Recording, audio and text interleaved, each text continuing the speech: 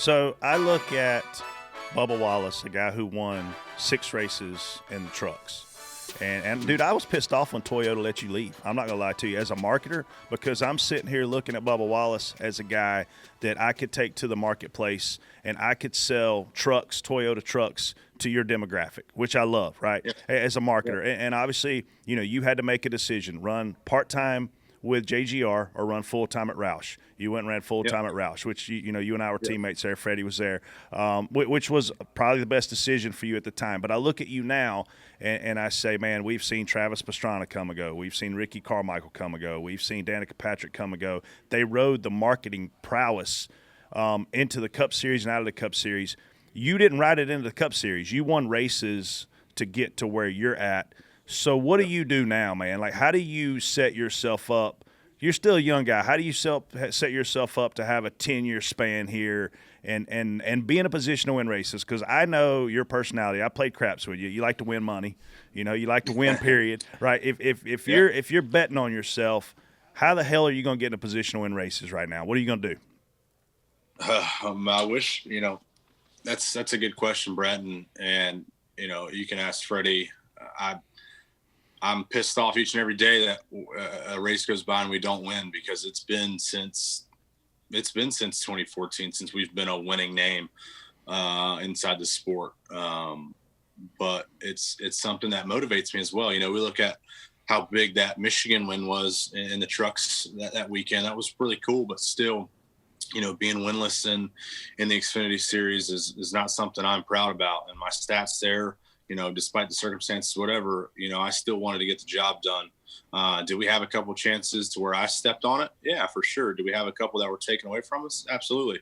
That's racing. But there's nothing that motivates me more than seeing a big goose egg in the Cup and the Xfinity Series win column. So for me, it's about,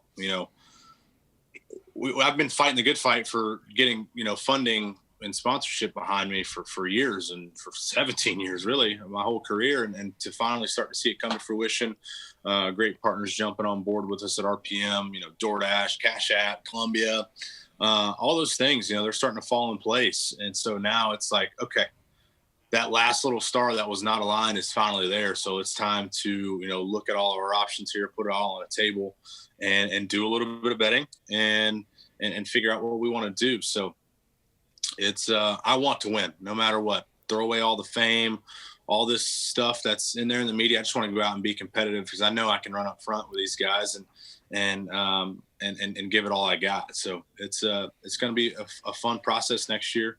Going out there and be able to do that. Who are you trusting right now? Just me. Well, that's not really true. You just got a brand new Toyota out there, Freddie. I mean, I did get a new truck. It was not a Toyota, just for the record. I don't know. I can't trust Freddie, because he's always telling me to follow the 43. Some says it and all so the that's time. That's tough to do when I'm driving the 43. Next year, you can follow the 43 next year. he was literally just talking crap about you about not running the Highland at Darlington, just so you know. Oh, yeah, you know. I know. I heard it on the radio. He acted like we had a fighting chance regardless. So I was just tired of spotting 3 wide off of 4 the whole freaking run. Hey, that's what you get paid to do, is spot. Yeah, you think he's like driving it? You get paid to drive. I mean, try that once in a while. Hey, you should imagine trying spotting and looking at data to back up That's right. spotting pieces. That's right. Hey, data says you ran into 7 time. I damn sure did. I admitted it too. Yeah, I didn't need no data to see that. My data was my eyes. Let me ask you this, because I don't think me and you have ever talked about this, and you might have answered this somewhere else and I didn't hear it. But do you regret not staying at Gibbs and going to Roush? Is that a regret for you? Because I think honestly, I know how much winning means to you, and I think we would have probably won a bunch of races in a part-time deal at Gibbs. And I know right now that we've talked about running Xfinity races in the future, just for the fact that we've never won one. So I know how much it bothers you. I don't think we ever talked about that or not. Yeah, no, it's a good question, because in the trucks, we were fighting for sponsorship, and they told me, go out and win and sponsors will come. All right, go out and win Martinsville. Late in the season, that kind of solidified my seat for the following year. Took a almost mid-season to win, at Gateway, and nothing came. And so you look at, okay, if we would have run part-time and won 7 races, what sponsorship would have came? Hell, we won 4 the year before. Like, what's the difference? Who knows? We could have won the amount. I think it was 7 or 11 or something. I don't remember the exact number, but we could have won all those and still be sitting on the sidelines. Yeah. So it's just it's something that I used to think about a lot. Like, man, I don't know if I ever should have left there. But then again, it's like I never was at the full-time opportunity, the exposure, and being a part of the Xfinity Series, full-time and having that a part of your resume. I think a lot of people don't realize that also when they go back and look at that. They think that you had, like, we were going to run half the schedule or more.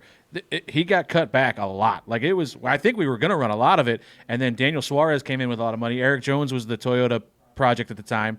So, we kind of got pushed out where it was going to be. It was less than 10 races, I think. It was either 7 or 11, one of those. So craps. Yeah, go figure. Yeah. Yeah, without a doubt. And we came. I mean, we should have won Dover. What was that? 2016. We chased a stage win and probably gave up a chance to win the race. And we came back. We pit and came back and finished up front, but we chased a stage win. That was 17. The year we shut down was I couldn't remember what year that was. Yeah, that was 17. Yeah. I made that call. I was like, we're gonna give up. No, we weren't chasing stage win. We were chasing the $100,000. That's what it was. Yeah, there was a bonus. Yeah, and it's like, no, we need to pit here, take tires, and ended up finishing 10th. That sucked. Looking at you making it to the Cup Series, right? So Eric Amarola gets hurt. You get a chance to sub. Was that the moment that forever changed your life and made you a Cup driver? Obviously, it made you a Cup driver part-time. But do you think that you made – because, I mean, look, man, I'm on Eric Amarola's team right now. I feel like you ran 8 positions, 10 positions better than he was running in that car at the time. Is that what put you in the Cup Series? Yeah, I believe so, and I think us just being persistent. My team, I was very hard on my guys over at Fuel Pro Sport to make sure we're calling each and every day to be a part of that organization, because many people don't notice, like, my last Xfinity race was my first Cup race. Like, I did a doubleheader that weekend, and that was it. That was it for me. And did I think that was the end of my career?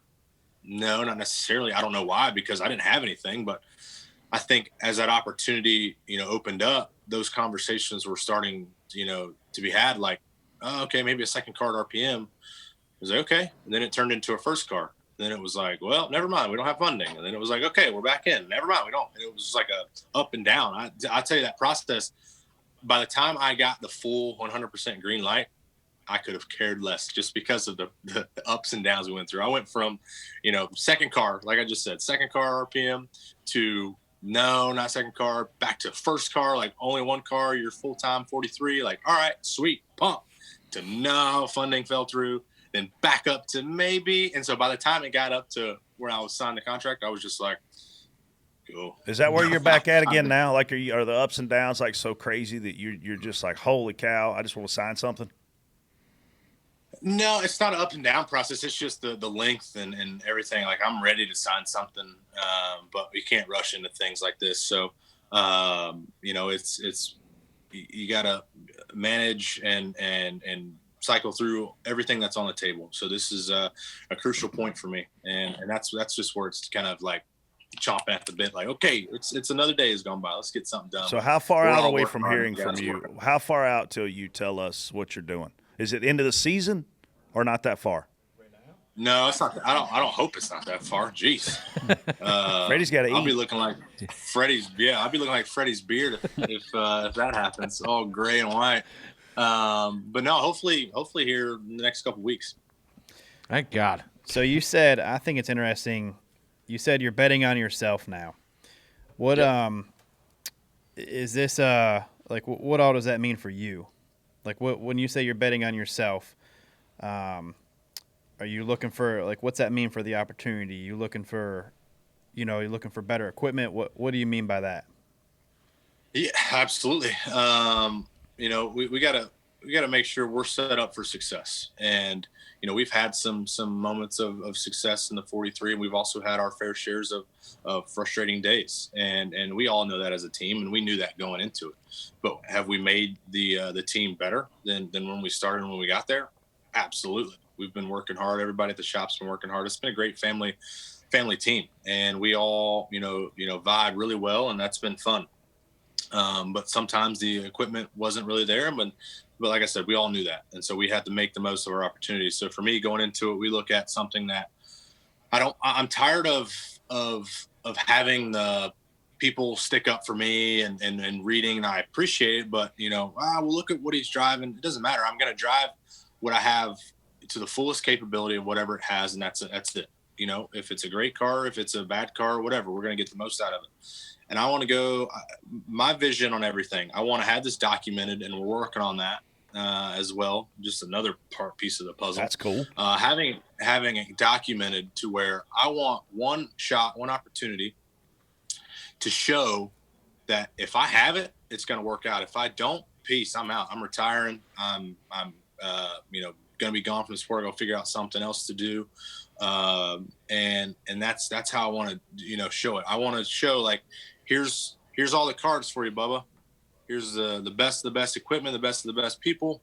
Put it in front of you. If you can't capitalize, you go out and run 25th, then I am the problem, and I will not suffer any longer. I will not make anybody else suffer any longer, and I'm out. So that's how I look at it. So that's how I'm betting on myself. I want to take the opportunity to have the best of best stuff from all across the board. And if I go out and can't perform, no more BW, which a lot of people will love right now. Did you like that video? Do you want more videos? Well, listen closely. Go support our sponsor, OfferPad.com, and submit your home today and receive an offer within 24 hours.